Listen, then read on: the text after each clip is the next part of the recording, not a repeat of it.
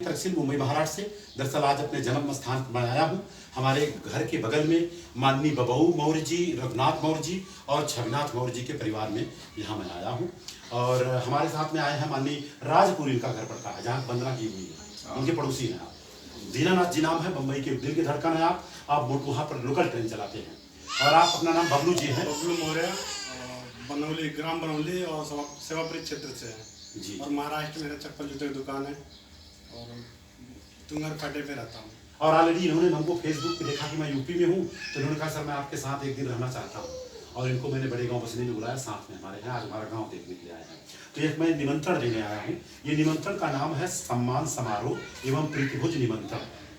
तो इसको जरा पकड़िए, आप तीनों जन पकड़िए। आप ठीक है, आप बैठी रहिए, इस पर आपका ही नाम लिखा हूँ, चिंता बिल्कुल मत करिएगा। आपसे क्वेश्चन होगा, कौन सी क्लास में पढ़ रही हैं आप? 12वीं में हैं आप? बड़ी हो आप बेटा? 7। मैं आपसे क्वेश्चन करूंगा। भारत में 2 तरह का भोज होता है। भोज मतलब खाना खाने का निमंत्रण। एक होता है प्रीति भोज और एक होता है मृत्यु भोज। कौन सा नहीं खाना चाहिए? 2 तरह का भोज होता है और ऑप्शन 2 ही है, एक मृत्यु भोज और एक प्रीति भोज। कौन सा भोज खाना नहीं चाहिए? वेरी गुड, पक्का ना? आज आप लोग संकल्प कीजिए कि कहीं भी मृत्यु भोज होगा मैं जाऊंगा जरूर, लेकिन खाऊंगा नहीं। बंद हो जाएगा अपने आप। तो यहाँ पर प्रीति भोज की बात किया गया है और हम लोग मुहिम चला रहे हैं कि प्रीति भोज स्वीकार करें और मृत्यु भोज बहिष्कार करें। अच्छी बात है, बुरी बात है? किसी घर में 10 साल का, 15 साल का, 18 साल का, 25 साल का, 40 साल का भाई बाप मर जा रहा है, 13 दिन के बाद लोग आके खाना खा रहे हैं। कितनी बड़ी विडंबना है ना? अच्छा, जीते जी किसी को वस्त्रदान करना चाहिए, कपड़ा देना चाहिए कि मरने के बाद? जीते जी, राइट। और तीसरा क्वेश्चन होगा और मिला जुला करके 1-2 क्वेश्चन छोटे छोटे और होंगे। अच्छा, कोई हार्ड तो प्रश्न नहीं है ना? Very nice, great. You know English? अच्छा चलिए, ओके। 4 भाषाओं का ज्ञान है। अभी मैं PhD कर रहा हूँ पाली भाषा पे। विपस्सना इंटरनेशनल अकेडमी धामगिरी इगतपुरी महाराष्ट्र का मैं स्टूडेंट हूँ जी। अपन हिंदी में बात करेंगे तो लोग भी समझ पाएंगे, है ना? राइट। ऊपर वाला मतलब क्या? आप बताइए। हम तो आपसे पूछ रहे हैं, तो ऑप्शन तो हम नहीं दूंगा, लेकिन आपको बताना है। लोग बोलते जो करता है ऊपर वाला करता है, ईश्वर ही होगा। ईश्वर होगा मतलब गलत करता है तो भी वही करता है और सही करता है तो भी वही करता है। तो मतलब अगर गलत करवाता है तब तो ईश्वर खराब है, ये मेरा मानना है। मान लीजिए कोई किसी की बहन बेटी जा रही है, उसके साथ किसी ने बलात्कार किया, तो कहते ऊपर वाला ही सब करता है। तो अगर ऊपर वाला ये भी करता है तो दरअसल ऊपर वाला गलत है, ये मेरा मानना है। और लोग क्या कहते हैं कि सब उसके मर्जी से होता है ना? ये ऐसा लोग बोलते हैं, लेकिन इसको मैं नहीं मानता जी। क्योंकि सड़कों पे लिखा होता है सावधानी हटी की दुर्घटना घटी। अगर ऐसा होता तो लिखा रहता कि भाई आप बिंदास चलाओ, जो लिखा वही होगा, है ना? अच्छा, और ऊपर वाला मतलब क्या? और दूसरा कुछ सोच के बताइए फटाक से। ऊपर वाला जो आपने बताया वो गलत था। हाँ, गलत निकल गया ना? ऊपर वाले की मर्जी से कुछ हो रहा, ठीक है। दुर्घटना रोज हो रही है। जब अपने घर में होता है तो अपने को समझ में आता है, इस चीज को मानती है ना? तो ऊपर वाले की मर्जी सब कुछ हो रहा है, लेकिन अपने घर में दुर्घटना घटती है तो हम बोलते हैं ऊपर वाला भी बेकार है। ये तो खत्म हो गया मामला।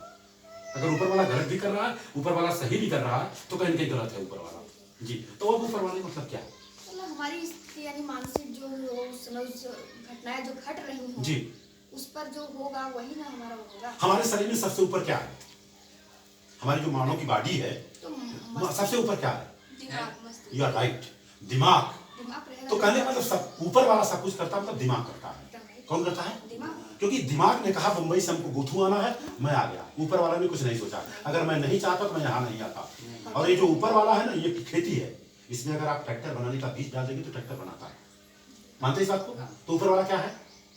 मस्तिष्क जी। बल्ब का आविष्कार किसने किया? Thomas Edison. Very nice. Thomas के बारे में क्या जानते हैं आप, एक लाइन में? मतलब कि वो एक बार बल्ब वैज्ञानिक थे और एक बार बल्ब बनाया तो गिर गया जी। तो फिर से कोशिश करते रहे, कोशिश निरंतर करते रहना ही मतलब उन्होंने हमेशा कोशिश किया जी अपने मतलब करियर में जी। और वो सफल रहे। हाँ। और आज हमारे घर में जो प्रकाश है वो उन्हीं की वजह से है। और उनके बारे में क्या जानते हैं? मैं बता देता हूँ, क्योंकि आप लंबा हो जाएगा, रिकॉर्डिंग चल रहा है और मिला जुला के 2-3 दिन में 4 लाख 5 लाख लोग देख लेंगे। राइट। मैं बता दूं आपको, एडिसन जब स्कूल में गया था पढ़ने के लिए, तो पढ़ने में इतना कमजोर था कि मास्टर ने चिट्ठी लिख के दिया कि आपका बच्चा स्कूल में आया जरूर है, लेकिन पढ़ने में इतना कमजोर है, हमारे स्कूल का नाम खराब हो जाएगा। तो बाद में वो लड़का जो एडिसन था अपनी मम्मी को जब लेटर दिया, क्योंकि उसको तो मालूम नहीं था क्या लिखा इसमें, तो उसकी मम्मी रोने लगी। उनकी मम्मी क्या करने लगी? रोने लगी। तो एडिसन पूछता मम्मी रो क्यों रही हो? तो उसकी मम्मी क्या बोलती है कि बेटा इसमें यह लिखा है तुम इतने विद्वान हो, इतने समझदार हो कि तुमको पढ़ाने लायक कोई वहां अध्यापक ही नहीं। तो कह रही बाप रे इतना बड़ा ऐसा लिखा है क्या? जब उसके बाद बल्ब का आविष्कार किया, और बल्ब का आविष्कार किया तो 999 बार फेल हुआ। कितनी बार? ये हम आप बोलते हैं, लेकिन वो बोलता है कि 999 बार पास हुआ कि इस फार्मूले से बल्ब नहीं बदल सकता है। आप समझिए। उसके बाद जब उसकी मम्मी चली गई दुनिया से, तो उन्होंने चिट्ठी रखा हुआ था, और जब चिट्ठी को वो पढ़ा तो अपने आत्मकथा में उसने लिखा कि एक माँ एक मूर्ख बच्चे को वैज्ञानिक बना दी। ये मेन चीज है। हमारे और आपके बीच में विजेंद्र जी भी आ रहे हैं, हमारे साड़ू भाई लगते हैं चचेरे, उनका बच्चा 1 जनवरी को वैज्ञानिक बना है, इसमें लखनऊ पोस्ट पे है। तो हमें वैज्ञानिक सोच पैदा करना होगा, है ना? ऊपर वाला, 3 हाथ वाला, 5 हाथ वाला, 4 मुंह वाला, वो सब के चक्कर में पड़ना नहीं है। और अपने को कोई कुछ भी बोल देता है, अपने को तर्क करना है। बुद्ध ने क्या कहा? बुद्ध ने कहा किसी चीज को इसलिए नहीं मानना कि बहुत लोग मानते हैं, किसी चीज को इसलिए मत मानना कि धर्म ग्रंथों में लिखा है, किसी चीज को इसलिए मत मानना कि संत महापुरुष ने कहा है, किसी चीज को इसलिए मत मानना कि मैं कह रहा हूं। किसी चीज को तर्क के कसौटी पे कसना, खरा उतरता हो, जीव कल्याणकारी हो तो मान लो। तो अच्छी बात कहा कि बुरी बात कहा? तर्क करना।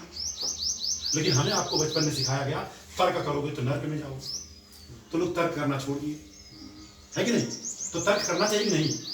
और आपको बता दूं जो तर्क नहीं करता वो नर्क में जाता है। क्योंकि अनपढ़ आकर के गोबर को बोलेगा गणेश है, तो हम मान लेते हैं गणेश है। मानते नहीं मानते हैं? और आपके घर में अगर ऐसा होता है तो आप उनसे लड़ाई लड़ो, ये तो गोबर है। अगर गोबर से गणेश बन सकता है तो गोबर से रसगुल्ला बना के पहले खाओ, उसके बाद मैं गणेश मान लूंगा, तो आ जाएगा अपने आप। अतः बताइए, कोई आपको मूर्ख बना के आपसे पैसा ले तो आप देंगे? लोग दे रहे हैं, अनजाने। बहुत सारी चीजें हैं, अपन बात करेंगे। इसी के साथ मैं अपने बातों को विराम दूंगा। क्या संदेश देना चाहेंगे? मैं आया और आने के बाद इस तरह का क्वेश्चन सारे किया, आपको कैसा लगा? भारत में सबसे पहले कौन सी महिला थी जो टीचर बनी? भारत में first lady teacher in India, you know और नॉट? डरना बिल्कुल नहीं। भारत में सबसे पहले कौन सी महिला थी जो टीचर बनी? आता है तो हाँ, नहीं तो ना बेटा, कोई बात नहीं, मैं बता दूंगा। आपका कसूर नहीं है, लेकिन जिसको पता था उसने आपको बताया, नहीं कसूर उसका। सरस्वती बता देंगी। शिक्षा की देवी कौन? शिक्षा की देवी कौन?